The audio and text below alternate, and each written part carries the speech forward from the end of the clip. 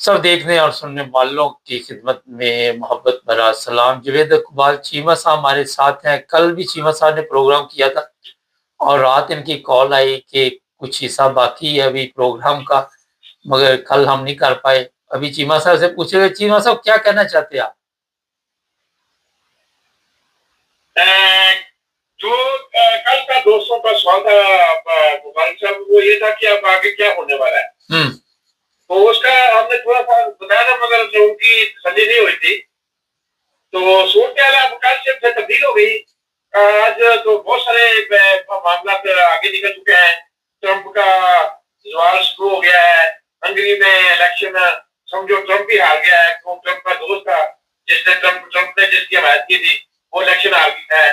उधर कनाडा ने ऐलान कर दिया है अमेरिका को 70% जो जगह टैक्स देता था, वो भी उसने ऐलान कर दिया कि नहीं देंगे। और दूसरे ट्रंप ने अपना पोप के ऊपर भी हमला कर दिया है। पोप के भाई की तारीफ की है और पोप को थ्रेट किया है। ये सारी सूरत हाल जो है ना, वो कंबाइन हो रही है। मैं सोच रहा हूँ कि हम शायद आर्मी जंग की तरफ जा रहे हैं, क्योंकि अब यूएई जो है ना, वो भी अपना स्टैंड ले रहा है इंडिया के साथ। पाकिस्तान सऊदिया के साथ खड़ा हो गया है। उधर यूएई जो है ना, कुल मिला के ईरान के खिलाफ बोल रहा है कि आपका हरमज पे हमारा कब्जा होगा, जैसे पहले था वैसे ही चलना चाहिए। तो ये सारी सूरत देखते हुए उधर कतर पे जो इसराइल ने हमला किया है, तो इस तनाजर में मैं देख रहा हूँ कि शायद हम आलमी जंग की तरफ जा रहे हैं। नहीं जा रहे। अमेरिका का सवाल हो ना हो, ट्रंप का सवाल जो है ना, वो शुरू है। और अब ट्रंप तो ये भी चाहता है, इतना गिर चुका है कि वो तो चाहता है कि अगर ईरान जो है ना, वो डॉलर पेमेंट लेके हाफ ऑफ कर ले 50-50, तो वो तो ईरान के साथ भी अपने हरमज पे जगह टैक्स लेने के लिए तैयार है। अगर ईरान इसको बात मान जाता है कि हम दोनों मिलके अपने हरमज को चलाते हैं, डॉलर में पेमेंट लेते हैं और तुम हमारे साथ मिल जाओ, तो वो तो मान जाएगा। क्योंकि पैसा और तेल ये उसकी कमजोरी है। ये वो पूरी दुनिया के ऊपर उसको वो अपना अपने आप को तेल का बादशाह बनाना चाहता है। तो ये उसकी ख्वाहिश है। तो मेरे ख्याल में अगर ये भी ईरान को मशवरा दिया जाए या ईरान ये कहे, तो मान जाएगा अमेरिका। वरना फिर हालात तो लाजमी बात है, अब डिवाइड हो रहे हैं मुल्क, तो आलमी जंग की तरफ जा रहे हैं। जी चीमा साहब, आपने एक बड़ी अहम बात अभी कही कि इंडिया भी यूएई के साथ मिलकर लड़ाई में हिस्सा लेना चाहता है। पाकिस्तानी अफवाज जो है सऊदी अरब पहुंच चुकी है। तो ये अचानक इंडिया वाली खबर कुछ हैरान कुन है। देखिए, इस दुनिया के अंदर अब कुछ भी किसी वक्त कुछ भी हो सकता है। जो भी हम सोचते हैं ना, हमारी सोच से चंद लम्हे बाद कुछ और हो जाता है। सारे तजिया नगारों की सोच कुछ और थी, तो मुज़ाकरात के बारे में वो कुछ और गया। कुछ लोग कह रहे थे कि, बल्कि ज्यादा कह रहे थे कि कामयाब होंगे, क्योंकि वो समझते थे कि अमेरिका डाउनफॉल है, वो कमजोरी दिखा रहा है। मगर उसने क्या किया, उसने थ्रेट कर दिया, उसने प्रेशर बढ़ा के ईरान से सुलह करना चाहिए। तो यही हाल है इंडिया का भी है। इंडिया भी जो की सोच में है, वो खुल के जब तक उसको ट्रंप ग्रीस नहीं देगा, वो कोई स्टेप नहीं उठाएगा, क्योंकि वो भी अमेरिका के दावे है। तो ईरान ने ये वादे किया है कि वो हर हालत में इसके ऊपर अपना रद्दमल देगा। जो उसके साथ अच्छी बात करेगा उसके साथ अच्छी बात करेगा, जो सख्ती से पेश आएगा वो सख्ती से पेश आएगा।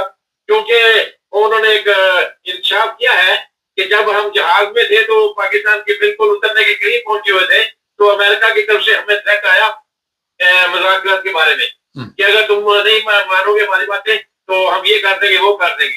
तो इसका मतलब है कि वो अंडर प्रेशर ला के ईरान को जो है ना मुज़ाकरात कामयाब करना चाहते थे अपनी शरारत के ऊपर।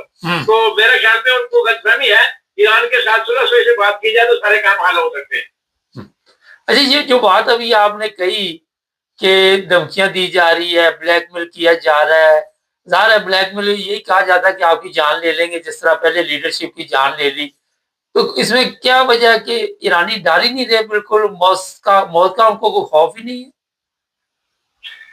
असल में मुबारक का मसला ये होता है कि जब मेरे खानदान के जो है ना 30% लोग मारे जा चुके हों, और मेरे पास जो है ना वो उसके अलावा चारा ही ना हो कि मैं जो है ना वो अब जिंदगी को मौत को गले लगा लूं, क्योंकि मेरे पास दो ही रास्ते हैं, या मैं सरेंडर कर दूं और या मैं फिर अपनी मौत को अपने सीने में लगा लूं। तो ईरान के पास अब कोई रास्ता ही नहीं है, तो बड़ा वो हो चुका है, कोई शक नहीं। पाबंदियां उसमें लगी हुई है, नाक मुंह उसका बंद किया हुआ है, सांस उसका बंद किया हुआ है। अब सांस लेने के ऊपर भी दुश्वारी है, तो वो तो बेचारा हर बात मान रहा है। इन्होंने ये डबल गेम खेल रहे हैं, ये चाहते हैं कि दुनिया के ऊपर कब्जा भी मुसल्लत हो और हम बदमाश भी बने और अमेरिका के अंदर हमारी पॉलिटिक्स भी कामयाब हो। ये नहीं हो सकता, क्योंकि अमेरिका के अंदर डोनाल्ड ट्रंप के बारे में मुखालफत पाई जाती है। अब डोनाल्ड ट्रंप को अच्छी नजर से नहीं देखा जाता। अब ये इमेज बिल्ड कर रहे हैं, जिस तरह हमारे जालिम कातिल डिक्टेटर अपना इमेज बिल्ड करने के लिए बूट पॉलिश कर रहे हैं ट्रंप की। ये ट्रंप अपना इमेज बिल्ड करने के लिए उसने ये न्यूक्लियर का शोषा छोड़ा। हालांकि न्यूक्लियर का तो वास्ता ही नहीं है। ये तो 2015 से क्या, ओबामा से क्या, बड़ी देर से ईरान उसको सरेंडर कर चुका है। हर मुलाकात में वो न्यूक्लियर की बात पे सरेंडर करता है। तो जो इशू नहीं था, इन्होंने वो इशू बना के दुनिया को पेश किया, सिर्फ अपना स्टूडेंट बेचने के लिए कि हम पोलैंड में ये कल कह रहे हैं कि हम न्यूक्लियर की बात कर रहे थे, देखिए वो न्यूक्लियर मार गया, तो हम जो है ना अब कामयाब हो गए। ये एक स्टूडेंट है, ये एक बयानिया है, जिस तरह हमारी एस्टेब्लिशमेंट हमें बेवकूफ बनाने के लिए बनाती है, इस तरह ट्रंप इंतजामिया भी अमेरिका के लोगों को बेवकूफ बनाने के लिए बयानिया बना रही है। हालांकि इशू आपने हरमज का था, इशू ईरान के शरायत में ये में थी कि उनके सेक्शन खत्म की जाए, उनका मुआवजा दिया जाए। अब ये इन्होंने न्यूक्लियर बना दिया। न्यूक्लियर तो इशू नहीं है, वो तो मानते हैं, इसलिए ये समझते हैं बेवकूफ। अमेरिका के लोग बेवकूफ नहीं है, पूरी दुनिया के लोग बेवकूफ नहीं है, दुनिया के लोग जानते हैं। अब ये अपने पांव पे इसने कुल्हाड़ी मारी है कि अब पोप के खिलाफ जो बात की है, ये बेशक वो अमेरिका का है, मगर यूरोप के अंदर क्रिश्चियन लोग हैं और पोप की इज्जत करते हैं, वो कभी तौर पे नहीं चाहेंगे कि पोप की बेइज्जती हो। और ये शख्स ने एक और अपने पांव पे कुल्हाड़ी मारी है, एक और गलती की है, गलतियों पे गलती की जा रहा है। ये फ्रस्ट्रेशन का शिकार है, बंदा पागल है, मेंटली ठीक नहीं है।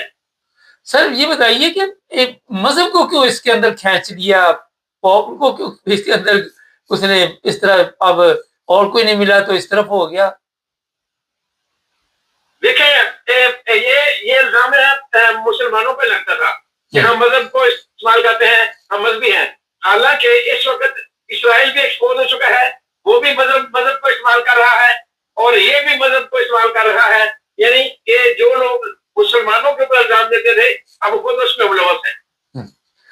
अच्छा सर, ये इस वक्त जो अभी प्रोग्राम हमारा चल रहा है, अमेरिका, मैंने मुख्तलिफ लोगों से आज सवाल किया कि नाकाबंदी कर रहा है समंदर के रास्ते की, और क्या देखती है इसमें ये कामयाब रहेगा? क्योंकि ईरान ने तो कहा कि हम उड़ा देंगे हर चीज जो भी उधर खड़ी हुई, कोई भी आर्मी का शिप हमें समंदर में नजर नहीं आना चाहिए। मैंने जितने भी आपने तस्वीर किए, मैंने आपको हर बात में बताया कि ये आपने हरमज में वक्ती तौर पे जो है ना सल्लत अपना कैम कर सकते हैं, मगर वो ज्यादा देर तक सस्टेन नहीं रहेगा। असल बात ये है, यही उनकी इराद है, यही से आलमी जंग शुरू हुई है और यही से आलमी जंग शुरू हुई। ये सस्टेन नहीं हो सकेगा।